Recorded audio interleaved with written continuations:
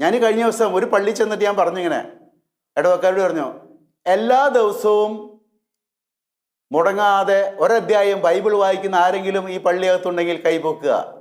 ഞാൻ നോക്കിയപ്പോൾ ആരും കൈപൊക്കുന്നില്ല. കുറച്ചു നേരം കഴിഞ്ഞപ്പോൾ ഒരു ചെറുപ്പക്കാരൻ കൈപൊക്കി, എന്നെ അത്ഭുതപ്പെടുത്തിക്കൊണ്ട്.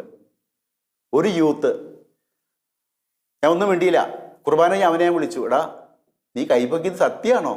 അപ്പം ആ യൂത്ത് എന്നോട് പറഞ്ഞു, ഒരു യുവാവാ, അവനോട് പറഞ്ഞു, പിതാവേ, ഞാൻ ഒറ്റ ദിവസം പോലും മുടങ്ങാതെ ഒരധ്യായം ബൈബിൾ വായിക്കുന്നുണ്ട്.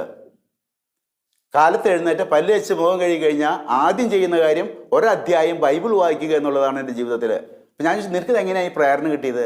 ഈ കൊച്ചു യൂത്ത് പറയായിരുന്നു, എൻ്റെ അമ്മ കൊച്ചിലെ എനിക്ക് പറഞ്ഞു തന്നിട്ടുണ്ട്, മനുഷ്യൻ അപ്പം കൊണ്ട് മാത്രമല്ല ജീവിക്കുന്നത്, ദൈവത്തിൻ്റെ വചനം കൊണ്ട് കൂടിയാണെന്ന്. ആ വചനം എൻ്റെ ഉള്ളിൽ തറച്ചു. അതുകൊണ്ട് ഞാൻ ഇങ്ങനെ എനിക്കിപ്പോൾ ശീലമായി, അത് തന്നെ നടന്നോളും എന്നാ പയ്യൻ പറഞ്ഞ യൂത്ത്.